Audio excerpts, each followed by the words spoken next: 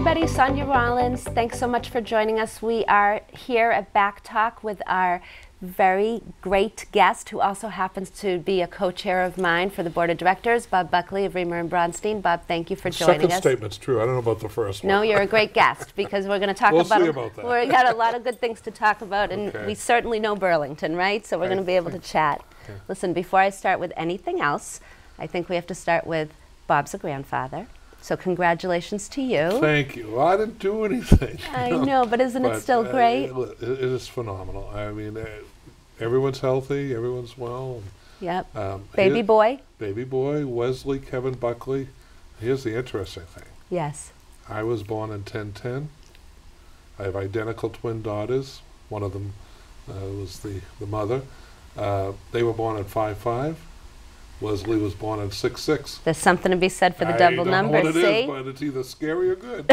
We're going to go with good. All right. We're going to go with good. You know, it's so funny because with every accomplishment, with everything, isn't that the best feeling, though? It is. Yeah. Yeah, well, you know what? It's twofold. It's, you know, the wonder of life, obviously. Yeah. But when you see your children happy, the way they're happy, you can't describe it. You just can't describe it. So that to me is the most positive aspect when I see my daughter, how thrilled she is. And so hopefully things will work out and they'll have a wonderful life together. So that's wonderful. Thank and he's you. got a great grandfather. Again, I don't know about that. I'm going with it. I'm going with it. All right, let's do a little bit of background information just so that people who are watching, I know obviously many know you, but Riemer Braunstein, how long has the firm been around? How long have you been working with them? Yeah, Riemer Braunstein in one form or another since 1929. You know, I've been with Riemer for 30 some odd years. You started when you were 6. 6, right? Yeah. Right. It's interesting. Little did I know, I mean, I've had 2 careers. My first career, I was an economist. I did economic research at the Federal Reserve Bank in New York City right after college, and went to law school never intending to practice, and spent the first 4 years of practice doing mergers and acquisitions and banking at Goodwin Proctor, which was a large firm in town. But I met the real estate people, and they really turned me on. They were so creative. I said, I want to do that. And they kept saying, well, no, next year we need you to help us on the Shearson American Express deal or whatever.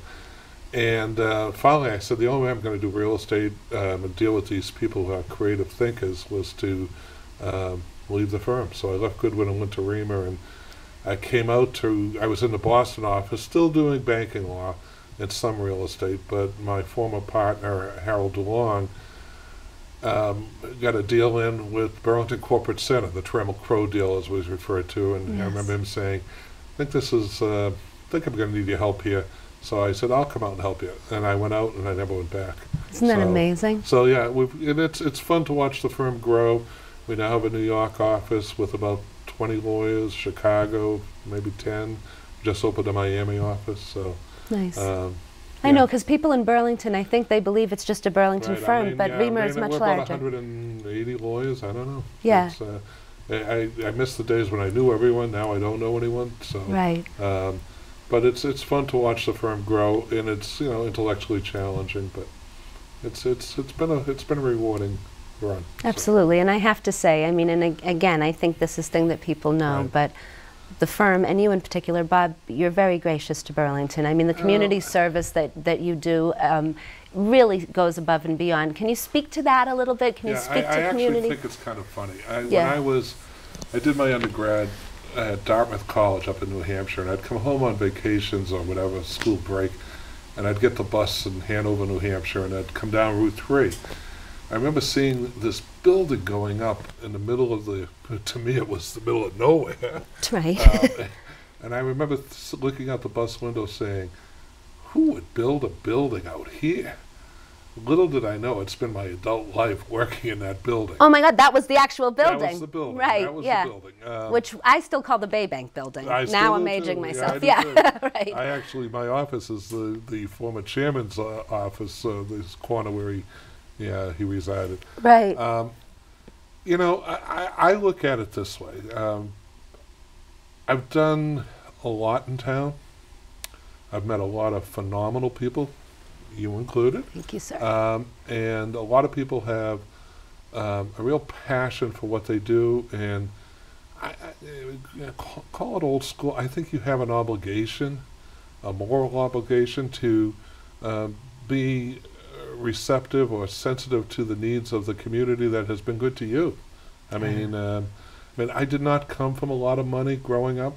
I did not. I always tell my kids who I never had a safety net. I say, you have a safety net. I never had a safety net. Right. You know, and I just think you owe it. You owe it back to the community, which has been good to you. I mean, I think it's funny. A lot of people don't know me. You know, they see me representing a client, and they can't separate the representation which is my job from a legal standpoint, to who I am. But I firmly believe that there's an obligation. And you know, it's funny you said that people don't know we have the other offices.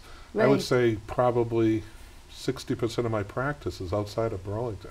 Right, and I don't think people understand that. Yeah. Right, exactly. But I mean, the people I've met over the years in Burlington, because this is where I put my feet down, are phenomenal people. Yeah. You know, as you've heard me say this a number of times, if you can get people to turn down the volume and have a nice discussion, even if they come from a different perspective, you both learn a lot. That's right. You know. And not everybody gets exactly what they're looking for, but there's a middle ground almost in every situation. Right. And yeah, we just have to have that dialogue, because things are changing, and they're changing rapidly, and people don't react well to change. And you know, so you have to articulate what your fears are and what your goals are, and see if everyone working together can achieve something. Yeah. Think about Burlington from 20 years ago to today's Burlington. Right. I mean, when you see the difference in that, what's the there's so many changes, I don't even know if we ever have enough time for that, but what would you say the largest change in Burlington has been, Bob? I think it's the technical, the influx of technology. Yeah. You know, when I was at the planning board last night on, we're working on Northwest Park, and even when I was watching some of the graphics that we had up, which started 12 years ago, in 12 years I was looking at some of the graphics we showed the planning board. So if you remember back in 2007, I was looking at those graphics, and I was saying, compared to the graphics today, that's only, you know, that's not a long period of time. But when I came here and started practicing here, you know, Northwest Park was an industrial park. The mall was one level. I remember, The mall was one level. There was a lot of issues with respect to infrastructure and contamination. And, you know, you had leadership, you had people that, you know, put their minds and their will together and tried to solve some very complex problems. So I think it's technology, but it is so rapid, and it's changing everything, you know. There's this concept in technology called Moore's Law, that was that every 2 years the capacity of a microchip doubles. And if you do that exponentially, you know, over, let's say, 20 years, it's just astronomical how things have changed in 20 or 30 years, from a handheld calculator to a smartphone that was probably more sophisticated than some of the computers that were putting people on the moon. Literally, right. Right. Right. But it used to be confined to technology, but technology now is breeding that application is affecting us in terms of retail, hospitality, housing. It's all intersecting. You know, my kids don't think anything of taking a job in Chicago or whatever. It's a much more mobile society. If you look at data from the 60s, 70s, and 80s, most people died within 50 miles of where they were born. Right. Today, people don't have that fear of taking a job in Denver, and then maybe moving to Austin, and then maybe someday coming back to Boston. And that's a different mindset. And it permeates healthcare, it permeates everything, that this rapidity of change. And that's why I think, in my soul, I think that communication is critical, because people have to share ideas, because not any one person or any small group of people have all the solutions. It's only when you sit down and say, What's your perspective? What do you see? What are you fearful of? What do you see your aspirations? And then you have that exchange. You know what I do every Saturday morning. I do, but Right. you better tell them so that now they right. About 5 years ago, maybe a little longer, I have one public habit I'll speak about. Yeah. I like a good cigar once in a while. It's a fair game. So I right. went up to southern New Hampshire and I bought a cigar at a cigar store. And I saw a group of guys sitting around, and I use guys generically because there are some women. There are, yeah.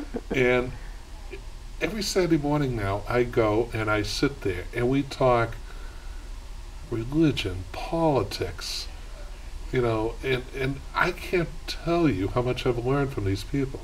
You know, when you people who run a factory, right, you know, there are lawyers, there are doctors, there are people who are delivery people, and, right. and you listen to them and you realize that everyone has something valuable to bring to the table. And again, if you turn it down and you say, boy, that person has a real strong moral compass, and you know, you kind of walk out and say, I wish I could be like that. It's And unbelievable, actually. so you exchange ideas. So back to your original question. Burlington has changed rapidly, and people, I think, have a difficult time perceiving that and controlling it. Yeah. And the only way you can control it is having the realization that if you do nothing, it's going to overwhelm the community. Right. So you have to be proactive. You have to sit and you have to say, okay, how do we manage this growth? It's not going to slow down. Right. And I'm not talking about building, because No. that's not going to be what's going to go on in the future. It's more of a mobile society, and I do think that has some social and some economic impacts that are going to be problems for a town like Burlington, because if you look at office space isn't what it was 5 years ago. Right. You know, people aren't building offices per se unless it's for a specific user. Right. Retail is trying to figure out who are we, what are we, and where are we going. Exactly. Because it's changing so rapidly. People now, years ago, you had maybe 2 or 3 restaurants in Burlington. Now you have, I don't know, 20 some odd restaurants. Oh my God, it's unbelievable. But they're all full. They're all full. People go out. They don't sit at home. Yeah. The housing. You know, everyone says, oh, we need housing. And I say it all the time myself. You need housing for the workforce. You do. For the millennials. Yeah. You do. But here's the social issue that's rapidly overwhelming many of these communities, not just Burlington. People who have lived here and don't want to worry that the roof is going to go next year or the heating system's going to go, but I want to stay in my community. There needs to be downsizing options. Downsizing options. And that's a real issue because, you know, everyone says, we need more condos. Well, the condos aren't an attractive thing for someone to build unless it's, you know, a local developer or whatever, because one, the land is so expensive and the return isn't great. And people want the lifestyle that, you know, turn a key and turn a key. Yeah. You know, on a Friday afternoon when you're retired and someone says, let's go to the new casino. I have to do the lawn. Well, they want that freedom. Or they want to spend 6 months here and 6 months in Florida or the Carolinas or wherever. The housing patterns are changing. You know, it's a revolution in many respects. And the funny thing is, you don't see what change is until you're through it, and you look in the rearview mirror and say, boy, have we come a long ways. We have come a long way. And you know, and it's going to affect education. Yeah. You know, people now, if they want to learn about quantum physics, they say, well, where can I take a course? The University of Lowell. Well, yeah, I don't have the time, but I can go online and take the course. So if I'm a university, or if I'm even a high school, what's the impact going to be when people develop their own curriculums and they say, I don't need to go to class, I can work at home and get my degree at home on a computer. Right. What's that going to do to universities that are investing in bricks and mortar? I don't know. Yeah. But if you read some of the data, they're all trying to jump in on the online courses because I think they realize that's the future. It is the future, because I think people, like you said, I think everybody sees things differently now. That, you know, Burlington as a community, and really outside of Burlington, I mean, in general, people are living differently, they're working differently, they're socializing differently. So it is about appreciating what you have, maintaining that, but also growing with the Right, change, because right. it's not gonna, And you it's have not to, gonna be be different. receptive, because people have great ideas. You just have to train yourself to listen. That's right. You And know, speaking of listening, Uh-oh. how do you feel about pizza? You want my honest opinion? Cold and with a beer. Okay, well, I can help you with the beer part. So our chamber spotlight this week is on Osteria Nino, and they do their own pizza, wood-fired ovens. We had the opportunity to go out and visit the general manager there, who showed us how they make their pizza. What do you say, wait, you didn't invite me? No, but you can come every Monday night, Pints and Pies at Osteria Nino. We're going to go right now and see it. Join us at Osteria's.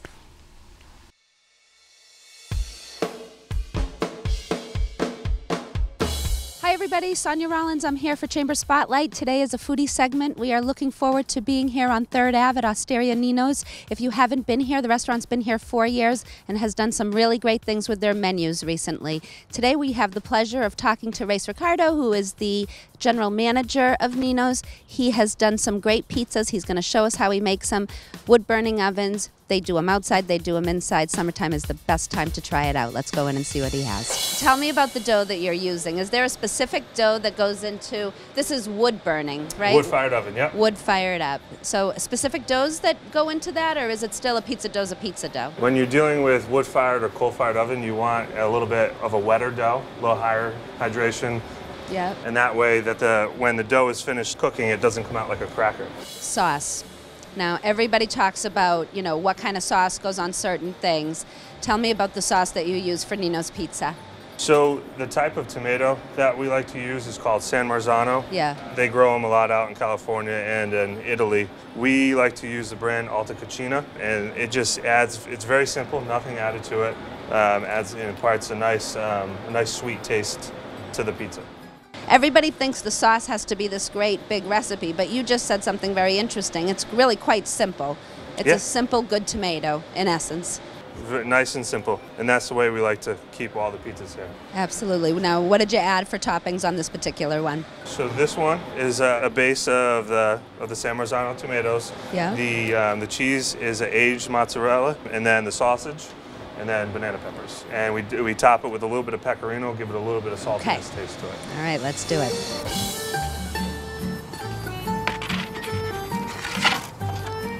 You can't just let it sit there. You kind of have to. Oh yeah. You kind of have to keep working that pizza in order to make sure it doesn't burn, right? Yep. So with the floor, the deck of the oven is sitting at about 650. So I have to make sure that I'm constantly moving it, because if I let it sit there, it's just going to burn. Right. And then with the flames going over the dome, it's usually sitting at about 800 to 900 degrees, and that way, with those two different temperatures, we can get an even cook on the top and the bottom. So that's fantastic. How long does something like this take to heat up, though? I mean, is this something you put on when you're first getting here? Yeah. So if you use it every single day, it takes about an hour, 2 hours to be able to get up to temperature. So this pizza is all done. You pick it up halfway, you can tell there's not much of a flop, so the pizza is pretty much cooked all the way through. And you get a nice little char on the outside, and it's a beautiful color. That's a beautiful pizza, Osteria Nino's. So the best part is to kind of see the finished product and talk about, you know, just in general, Nino's, and you know, you've been here 4 years. The restaurant's been here 4 years. The restaurant's been here for 4 years, yes. And we were talking about it earlier. You know, I think for people who have come here 4 years ago, if they haven't been back, or if they saw it years ago and have seen it now, the menu has altered. I mean, I think it's something completely different than what it opened as before. Correct? Mm-hmm. Yeah. So when it first opened, it was geared more towards a fresh new menu virtually every single day, where the product would change, new menu items would come out every single day. Now it's more of a mainstay. We have signature dishes that are there constantly, and people kind of like that consistency with the product that we put out now. I agree, and it really, even though there's a consistency, it's a fresh product. I mean, it comes out and it looks fantastic, and I think people are talking great about you know, being able to have different drinks and different. You have a charity drink, which I think is great about Nino's, and actually the Lions Group, right? Is that? Yes, so every single month throughout the entire duration of the month, we pair up with a different liquor company and they create a signature drink, and then every drink that we sell in-house, actually throughout the entire Lions Group, they donate $1 to a specific charity. It's fantastic. Yeah. It really is. Okay, let's also talk about just Nino's in general. Like if you really wanted to tell somebody, someone who's never been here before, right? Okay. You know, you got to check out Nino's because, what would you say? Well, obviously the food is great. Yes, that's a good one, right? Yep. Yep. But it's a very family-friendly restaurant. The atmosphere is great. It has a very inviting atmosphere. When you come in, it makes you kind of want to stay, hang out with whoever you're with, and you know we work very hard on making that happen. And we've had people actually come to us and tell us like how warm and inviting this restaurant is. Yeah, and it's very successful that way because I have to tell you, when I've been here, if you sit at the bar, you get one feeling. If you sit at a table, you have a whole different feeling. And then what I think is really unique about Nino's too that not everybody has. You're on 3rd Ave. You have this ability to open up and have open air, like we're sitting now, where you could either be outside or you could be inside. Even when you're inside, you kind of feel like you're outside, which is nice. Yes, so the summer must be a very active time for the restaurant. Any special events that you have that happen in the summertime versus on the other seasons? So we do. During the summer, every Monday we do Pints and Pies. You come down, it's sponsored with Sam Adams. You come down, have a Sam Adams beverage, and you get entered into a raffle to win all different sorts of Sam Adams prizes. But also we have the wood-fired oven going outside, and you're allowed to have free slices of pizza that we cook right there for you. Free slices of pizza. Oh, yes. Yes. That would be a moneymaker for me. That would be like, I'll eat all the pizza and have some beer with it. Sam Adams works with you guys on that, which is great. Yes. All right, so there's Pints and Pies on Monday nights. Yep. Does it start at a certain time? Yes, it's from 6 to 8. 6 to 8. Every Monday night. And then Tuesday nights? Tuesday nights, we pair up with a company that does cornhole out on the green right in front of the restaurant. Yeah.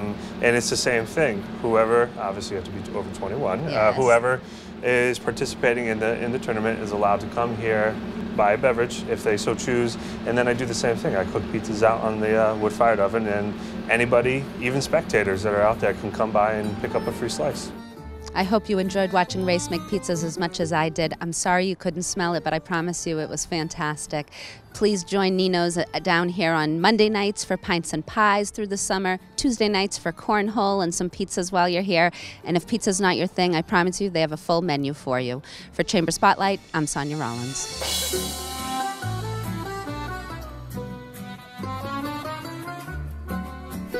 All right, that was good stuff. Pizza. You can't go wrong at Nino's. They honestly. As soon as I'm done here, I'm heading there you over. go, because I bet they just turned the ovens on. Right, so we have 5 minutes, and I was telling you before we went on that I have taken on, and I'm going to show everybody this book because I've taken on this really cool book. It's called Tribe of Mentors, and the Tribe of Mentors is written by Timothy Ferriss, and it's really a bunch of small stories about successful people. And success, of course, the definition of success is different for everybody, right? But what the average person sees as success is someone who's done well in either their career or who's done well financially or any of the above. So I thought it was really interesting because they take 100 people and they, in your words, they turn down the volume a little, right? And what they do, Bob, is they ask them relatively straightforward questions that maybe anybody could relate to. So in fairness to you, I kind of gave you the heads up that I wanted to ask you a question. So this was the one that I always found the most interesting. And again, for the viewing audience, Tribe of Mentors, Timothy Ferriss, I would read it if you haven't. And you do not have to read the whole thing at once because they're literally 2 pagers at a time. But the one question I love the most is, what's been your favorite purchase under $100? You know, something that has made meaningful to you. All right. So on the way in, when I was coming in here to sit down, could feel the sweat rolling down my back, trying to figure out how I was going to answer that question. Yeah. That's what you call the slap in the face. I'd have to go back. As I said earlier, being an attorney was my second career. My first career went right out of college. I worked in Manhattan at the Federal Reserve doing economic research. And I used to go to Martha's Vineyard every September once the crowds left. Yeah. And I went down to the Edgartown package store, for lack of a better term, to buy a bottle of wine. So I'm thinking, I know it was under $100 because at that time, if it wasn't, I would be walking home. Yeah. And the clerk was on the phone, and I was waiting. It was just he and I in the store. When he hung up, uncharacteristic of me, I said, geez, what was that all about? He goes, there's a gentleman down on South Beach who's selling land, approved lots. I think they were half-acre lots, a little over half-acre, improved. And they're having an auction tomorrow. So I went down and I bought a lot on Martha's Vineyard in September. Right. And the story, why it was meaningful is, had I not bought that lot, I would never have been able to go to law school. Oh, isn't that amazing? Because I had to pay my own way through school. And when I went to law school, I had enough to get through a year and a half, and then the balance of my law school career was financed by the sale. I sold the lot. So if I had not bought that wine for under $100, I question whether I'd ever become a lawyer. Isn't that and there are people out there who probably are saying right now, wish that store was closed. No, that's not true. It's kind of amazing, though, because that's a great story, because there you were. Had you not been standing there, you wouldn't have heard him. Yeah, and it was so uncharacteristic of me, because what people don't, I'm basically a shy person. For me to say to this gentleman, what was that all about? That's just not my style. And maybe it was, good fortune. And as a result, I was able to go to law school. And then that's the best $100 you ever spent. I think so. Yeah, exactly. I think so. But I still would like that lot on Martha's Vineyard. I know. So, well, you know what? It paid you back in a different way. Now I'm looking at Key West. Key I like Key West good. too. Yeah. That's right. So, but that would be great cocktail conversation. It really is. I mean, I can't say it enough. I said, we sit here and we bring people on the show. We talk about different things. We talk about Burlington, the vibrancy of the community, the vibrancy of the chamber, which is, as you said, has become a very relevant organization. It really is a meaningful, critical component in the community. Absolutely. We've been on the board for a number of years together. We've seen all different size businesses come in, and just the relevance of being able to have people interact together. Can I make a comment on that? Yeah. The chamber is not just about the large businesses. You know my feeling on this. Yes. I think there's more of an obligation to the small operators, I want to say mom and pop, I don't like that expression, but the small operators, because the large players, they can hire their PR, they can do it, but the small operator doesn't have the capability to be what's going on, what are the issues that I as a small business person should be concerned with. And I think the chamber fills that role, and I feel strongly about it, because I do think that a vibrant business community translates into a community that can afford to have great school systems or services. So I agree with you. I think the chamber serves a lot of different sizes, but you are absolutely right. It gives people a voice, and it certainly gives the smaller businesses a voice. That's a half hour. I can't thank you enough for being here. Bob Buckley, Senior Partner of Riemer Braunstein, thank you for joining us. Thank you for having me. For BACC Talk, I'm Sonia Rollins. I'm going to go have a pizza and a beer. There you go.